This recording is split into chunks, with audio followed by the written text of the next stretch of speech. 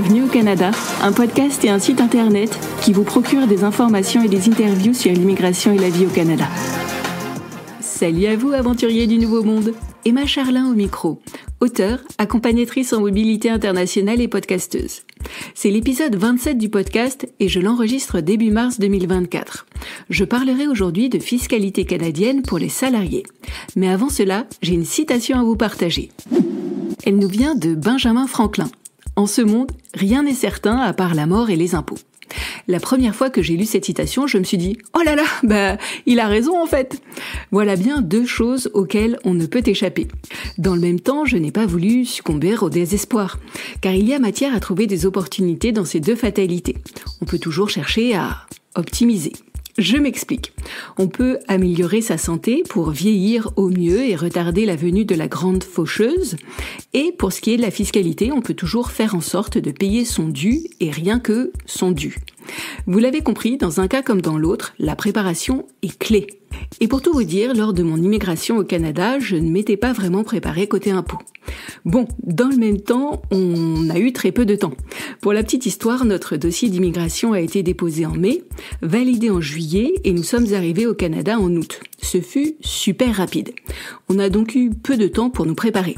Surtout qu'entre-temps, j'ai dû démissionner, vendre notre voiture et notre appartement, tout cela avec 3 enfants qui avaient respectivement 7 ans, 5 ans et 2 ans. Oui, un vrai plaisir, je vous assure. Je vous ai dit au fait que notre petit dernier avait eu sur cette période une varicelle carabinée. Bref, je reviens à mon histoire. Mon mari et moi ne nous étions pas vraiment préparés côté impôts.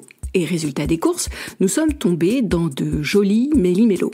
On s'en est sortis, mais je dois dire que si nous avions pu éviter tous les pièges dans lesquels nous sommes tombés, cela nous aurait bien plu. Alors, avis aux amateurs, ne prenez pas à la légère la fiscalité canadienne. C'est un sujet qu'il est préférable de traiter sérieusement et à tête reposée. Et maintenant, voici un mot de notre sponsor. Eh mais il y en a pas! Ah oui, c'est vrai, c'est moi le sponsor de l'émission pour l'instant. L'épisode de ce jour est sponsorisé par mon activité d'accompagnatrice en mobilité internationale. Savez-vous ce qu'un coach peut vous apporter ? Des réponses rapides à vos questions plutôt que des heures de recherche à effectuer, des conseils pratiques pour gérer vos émotions et vous organiser, des retours d'expérience pour éviter petits et grands pièges. Contre un prix raisonnable, vous allez plus vite, plus loin. Pour vous accompagner, je propose plusieurs formules. L'une d'elles pourrait vous plaire. Une séance de questions-réponses sans engagement sur la durée. Comment cela fonctionne ? Nous convenons d'un rendez-vous, vous venez avec vos questions et moi j'y réponds. Le but du jeu est simple, vous rassurer et vous permettre d'avancer dans vos projets avant votre départ ou après votre arrivée. Ce type de séance dure habituellement 1 heure, à renouveler ou non, c'est vous qui voyez. Pour obtenir plus de détails, rendez-vous sur mon site internet bienvenueaucanada.ca à la rubrique Service. Venons-en à présent à l'épisode du jour. Je vais vous parler aujourd'hui de fiscalité canadienne pour les salariés. J'insiste sur la précision, je ne vais parler que des salariés et non des entrepreneurs. En matière d'immigration et de fiscalité, il y a au moins 2 questions à vous poser. Serais-je résident fiscal canadien ? Et si oui, à partir de quelle date ? Et pour répondre à ces questions, voici quelques principes généraux à creuser. Vous devenez résident du Canada aux fins de l'impôt lorsque vous établissez des liens de résidence importants au Canada, à savoir un domicile, la famille, les comptes bancaires, le temps passé au Canada, etc. Vous établissez habituellement ces liens de résidence le jour où vous arrivez au Canada, le plus souvent à votre sortie d'avion donc. Dès lors, et par effet rebond, réfléchissez à votre date d'arrivée au Canada. Ne pourriez-vous pas l'avancer ou la reculer afin qu'elle tombe sur une nouvelle année ou en début de mois ? Cela pourrait peut-être faciliter vos futures déclarations. Qui sait ? Pour vous aider à déterminer si vous serez ou non résident fiscal canadien et à partir de quand, de nouveaux copains entrent en scène. Il s'agit de l'Agence du revenu du Canada, l'ARC pour ceux qui aiment les acronymes, ou CRA en anglais, et Revenu Québec pour ceux qui s'installent dans la belle province. Sur leur site internet, vous trouverez tout plein d'informations en tapant la phrase magique suivante « Détermination de votre statut de résidence fiscale ». N'hésitez pas à consulter aussi les pages du Centre des impôts de votre pays de départ. Pour la France, par exemple, tapez la phrase « Suis-je non résident fiscal ?» sur le site impôts.gouv.fr. Et pour la Belgique, allez sur finance.belgium.fr. Quoi qu'il en soit, futur résident temporaire ou permanent du Canada, il faudra vous faire une opinion sur le sujet et déterminer quel est votre statut de résidence fiscale et à quelle date débute ce nouveau statut. En fonction de votre situation personnelle, la réponse à ces questions pourra varier. Vous connaissez à présent votre statut de résidence fiscale et vous avez obtenu un emploi au Canada ? Bravo! Mais savez-vous au juste comment cela se passe côté impôts ? Au Canada, les salariés payent leurs impôts sur le revenu à la source. Une certaine somme d'argent est prélevée à chaque paye. Bien évidemment, les services de paye ne prélèvent pas une somme d'argent au hasard. Lors de votre embauche, votre employeur vous demandera de remplir un formulaire, le TD1 vraisemblablement. C'est sur la base de ce formulaire et de vos salaires que vos retenues d'impôts seront calculées. Alors, je sais qu'en plein déménagement, dans un nouveau pays qui plus est, vous aurez tout plein d'autres soucis en tête. Toutefois, prenez le temps d'étudier ce formulaire et d'y répondre avec justesse. Car si vous allez trop vite en besogne, vous pourriez avoir une retenue d'impôt trop importante à chaque paye, ce qui pourra compliquer la gestion de votre budget au quotidien, ou avoir une retenue d'impôt trop faible à chaque paye, ce qui vous amènera à rembourser beaucoup d'impôts d'un coup un peu plus tard. Donc prenez le temps de la réflexion et si nécessaire, faites-vous aider dès cette étape. Parlons maintenant du calendrier fiscal. Chaque année, vous devrez produire une déclaration fiscale. Cette déclaration fait le point sur l'ensemble de vos revenus. Vos revenus salariés, bien sûr, mais également toutes vos autres sources de revenus, y compris celles venant de l'étranger. De quoi aurez-vous besoin pour faire votre déclaration ? En tout premier lieu, il vous faudra votre numéro d'assurance sociale, le NAS ou en anglais le SIN, Social Insurance Number.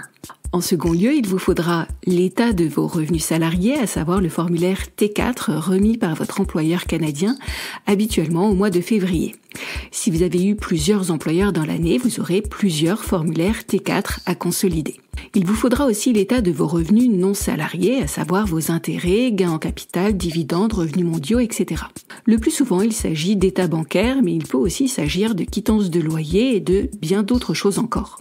Comme les déclarations sont individuelles au Canada, chaque adulte de la maisonnée devra produire sa propre déclaration fiscale. Si vous êtes une famille de 4 personnes avec 2 adultes et 2 enfants qui ne sont pas en âge de travailler, les 2 adultes devront produire chacun une déclaration d'impôt, et ce, quand bien même l'un des 2 dans le couple ne travaillerait pas. La notion de foyer fiscal n'existe pas vraiment au Canada, mais il est vrai que certains éléments fiscaux sont agrégés au niveau de la famille pour le calcul des allocations ou de certains crédits. Pour les salariés, la date limite de dépôt des déclarations fiscales est fixée au 30 avril de chaque année. Alors, ne manquez pas le coche. Je sens que les fortiches en devinettes parmi vous ont tout compris. Oui, je fais cet épisode spécial impôt en mars afin que vous puissiez vous préparer pour la deadline d'avril. Croyez-le ou pas, cela m'arrive parfois d'avoir un peu de jugeote. Mais je m'égare et je reviens à mon sujet, les impôts, afin de vous parler des impôts fédéraux et provinciaux. Car, comme c'est souvent le cas au Canada, il y a 2 paliers en jeu, le fédéral et le provincial. Vos prélèvements d'impôts sur salaire, comme votre déclaration de revenus, vont passer dans une double moulinette de calcul. Une moulinette fiscale fédérale et une moulinette fiscale provinciale, ou territoriale le cas échéant. Les tranches et taux d'imposition fédéraux sont les mêmes d'un bout à l'autre du pays, alors que les tranches et taux d'imposition provinciaux et territoriaux varient d'un bout à l'autre du pays. À revenu égal, vous paierez donc davantage d'impôts dans telle province que dans telle autre. Au-delà des tranches et taux d'imposition, les paliers fédéraux et provinciaux vont jouer sur les déclarations elles-mêmes. Dans bien des provinces et territoires, une seule déclaration est à remplir. Elle couvre à la fois le palier fédéral et le palier provincial. Mais si vous résidez au Québec, malheureusement, c'est la double peine, car vous devrez faire une déclaration à l'ARC et une autre à Revenu Québec. Je reprends mon exemple avec une famille de 4 personnes, 2 adultes et 2 enfants qui ne travaillent pas. S'ils résident au Québec, les 2 adultes devront faire en tout 4 déclarations. Une déclaration fédérale et une déclaration provinciale pour l'un, une déclaration fédérale et une déclaration provinciale pour l'autre. Parlons à présent de régularisation fiscale. À chaque paye, votre employeur a prélevé de l'impôt sur le revenu et l'a reversé en votre nom aux instances adéquates. De votre côté, vous avez produit une déclaration fiscale avant la fin du mois d'avril en tenant compte de vos revenus globaux, à savoir salariés et autres. Sur base de votre déclaration, un nouveau montant d'impôt va être calculé. Il va ensuite être comparé au montant d'impôt déjà payé. 2 options sont alors possibles. Le montant recalculé se révèle inférieur à celui déjà payé. Bonne nouvelle, vous bénéficiez d'un remboursement. Ou il se révèle supérieur à celui déjà payé. Oups, vous allez devoir régulariser la situation et payer votre dû. Vous comprenez à présent toute l'importance de bien remplir le formulaire TD1 ? Vous ne voulez pas vous retrouver dans cette situation délicate où vous avez tout plein d'impôts à rembourser. Par principe, notamment pour votre premier exercice fiscal au Canada, gardez sous le coude une enveloppe budgétaire dédiée. Si d'aventure une mauvaise surprise vous attendait, vous auriez ainsi de quoi vous retourner. Jusque-là, tout était simple. Enfin, presque. Corsons un peu l'affaire en parlant du cas particulier des expatriés. Lorsque vous quittez votre pays en cours d'année pour vous installer au Canada, cerise sur l'ice cream, vous devrez produire au moins une autre déclaration fiscale. Ou donc, dans votre pays de départ. Et si vous gardez des avoirs imposables dans votre pays de départ, disons la France, cette double déclaration devra être faite année après année. En tant que résident fiscal canadien, vous déclarerez vos revenus globaux, à savoir vos revenus de source canadienne et vos revenus de source mondiale. En tant que non-résident fiscal français, vous déclarerez en France vos revenus imposables français. Des gouttes de sueur commencent à perler sur votre front ?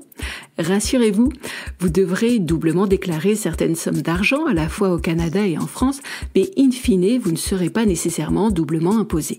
Une convention fiscale existe entre le Canada et la France. Cette convention permet d'éviter la double imposition sur les revenus.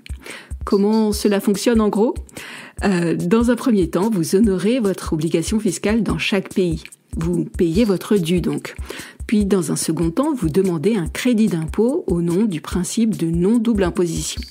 Bien souvent, vous devrez payer le montant d'impôt le plus élevé entre les 2 régimes fiscaux. Je reprends maintenant mon exemple avec ma petite famille arrivée en cours d'année au Québec. Ils devront faire 4 déclarations au Canada, 2 au fédéral et 2 au provincial, ainsi qu'au moins une autre déclaration en France s'ils ont perçu des revenus imposables en France. Alors, vous voulez peut-être savoir où trouver de l'aide. En plus des informations présentes sur les sites de l'ARC et de Revenu Québec, vous pourriez vouloir faire appel à un ami, surtout pour vos premières déclarations. Si votre situation fiscale est simple, rendez-vous à un comptoir d'impôt gratuit.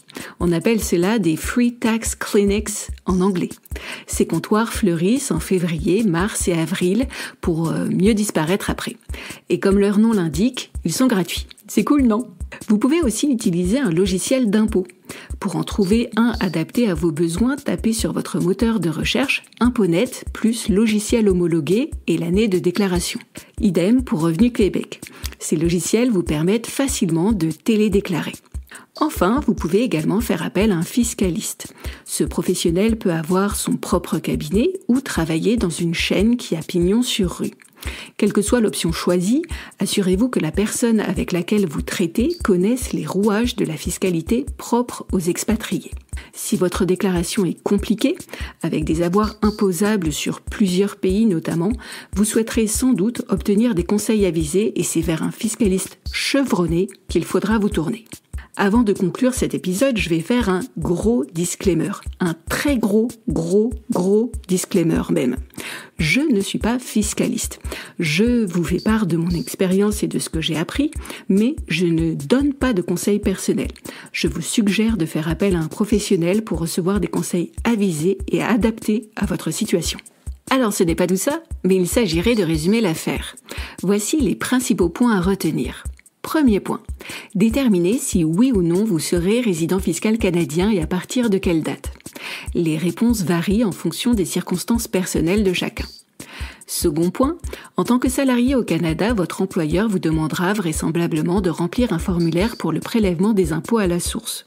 Prenez le temps de la réflexion et ne remplissez pas ce formulaire à la légère. Troisième point, chaque année, vous recevrez un relevé fiscal de la part de votre employeur et vous devrez produire une déclaration fiscale couvrant l'ensemble de vos revenus. Un nouveau montant d'impôt sera calculé et comparé à celui que vous avez déjà payé. Si vous avez payé trop d'impôts, vous serez remboursé. Si vous n'avez pas payé assez d'impôts, vous devrez régler votre dû au plus tôt. Si vous souhaitez retrouver les notes de cet épisode, rendez-vous à la section « Apprendre » de mon site internet bienvenueaucanada.ca. Vous pourrez ainsi reprendre les points clés de l'épisode et vous y référer. Comme toujours, les informations que j'ai présentées dans ce podcast pourraient ne plus être valables au moment où vous les écouterez. Alors, par principe, vérifiez toujours ce qu'il en est auprès de sources sûres, dans notre cas précis, l'Agence du revenu du Canada et Revenu Québec. D'autant que, on est d'accord, je ne suis pas conseiller fiscal. Comment ça, je me répète ? Cet épisode de Bienvenue au Canada est déjà fini.